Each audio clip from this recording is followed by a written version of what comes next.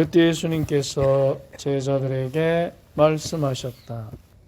내 계명을 받아 지키는 이야말로 나를 사랑하는 사람이다. 나를 사랑하는 사람은 내 아버지께 사랑을 받을 것이다. 그리고 나도 그를 사랑하고 그에게 나 자신을 드러내 보일 것이다. 이스카리옷이 아닌 다른 유다가 예수님께 주님, 저희에게는 주님 자신을 드러내시고 세상에는 드러내지 않으시겠다니 무슨 까닭입니까? 하자 예수님께서 그에게 대답하셨다. 누구든지 나를 사랑하면 내 말을 지킬 것이다. 그러면 내 아버지께서 그를 사랑하시고 우리가 그에게 가서 그와 함께 살 것이다. 그러나 나를 사랑하지 않는 사람은 내 말을 지키지 않는다. 너희가 듣는 말은 내 말이 아니라 나를 보내신 아버지의 말씀이다. 나는 너희와 함께 있는 동안에 이것을 이야기하였다. 보호자 곧 아버지께서 내 이름으로 보내실 성령께서 너희에게 모든 것을 가르치시고 내가 너희에게 말한 모든 것을 기억하게 해 주실 것이다. 주님의 말씀입니다.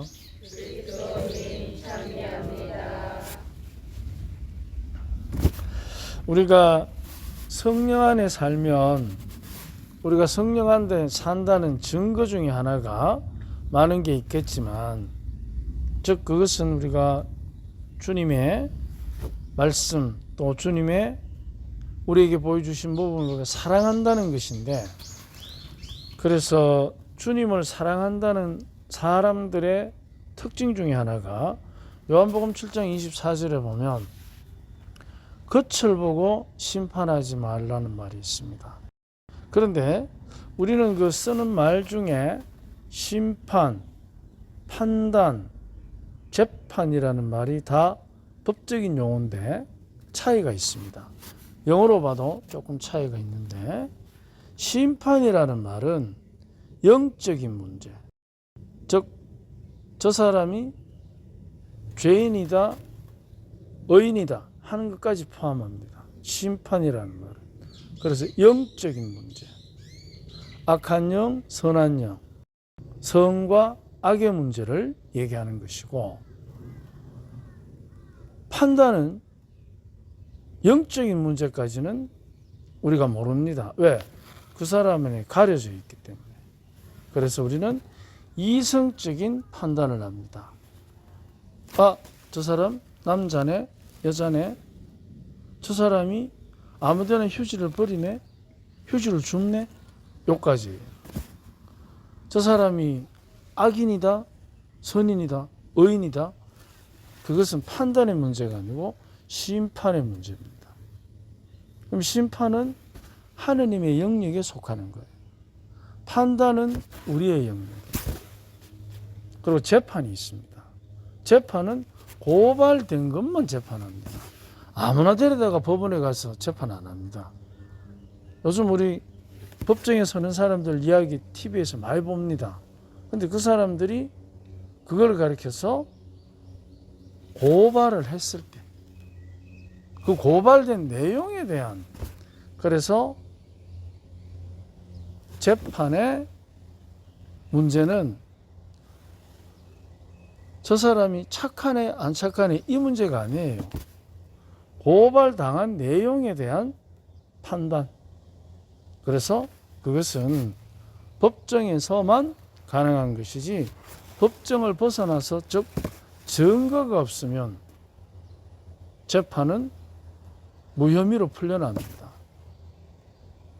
그런데 그러다 대놓고 우리는 판단하고 심지어는 심판까지 하면서 그래가지고 무슨 공직자가 됩니까? 이런 얘기를 합니다.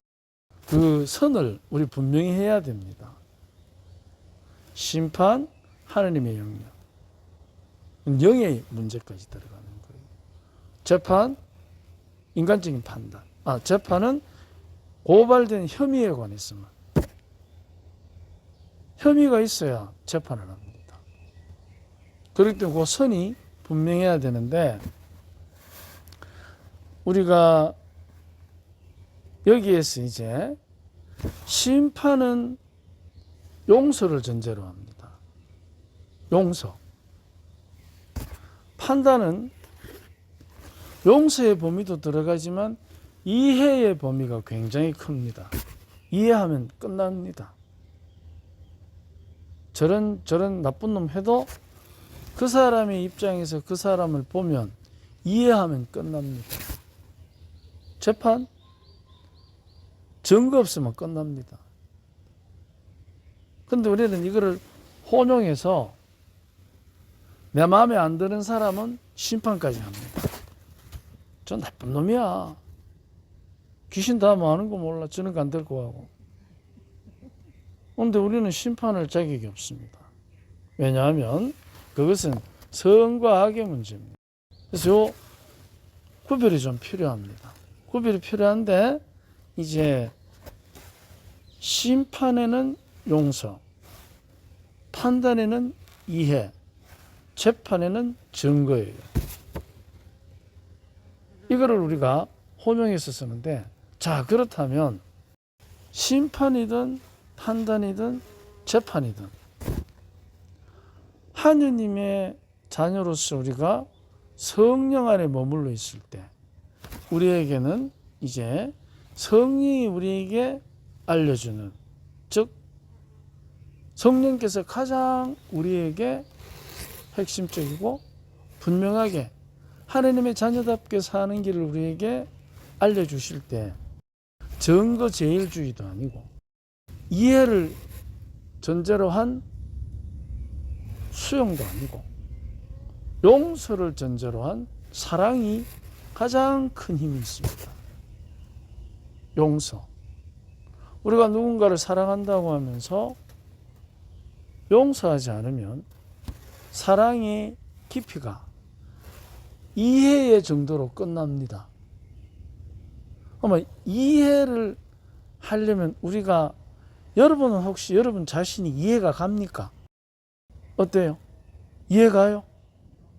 이해 안 가죠? 그러니까 그게 비정상이거든요. 우린 다 비정상이에요. 자기가 정상이라고 생각하는 사람 손 한번 들어봐. 자기가 정상이면 그게 비정상이에요. 그래서 우리는 자기 자신 이해를 잘 못합니다.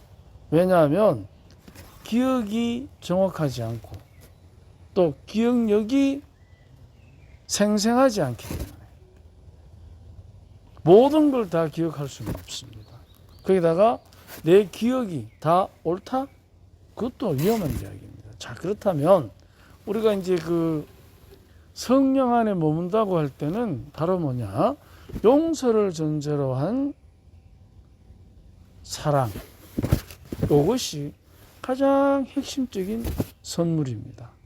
그래서 심판의 의미가 이제 용서를 전제로 한다는 것을 항상 기억해야 하는 것입니다.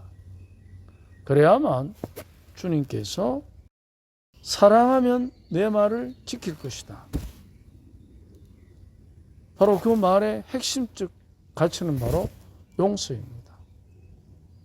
근데 우리는 용서라는 것을 이해의 정도로 격화시킬 때가 있습니다. 뭐냐?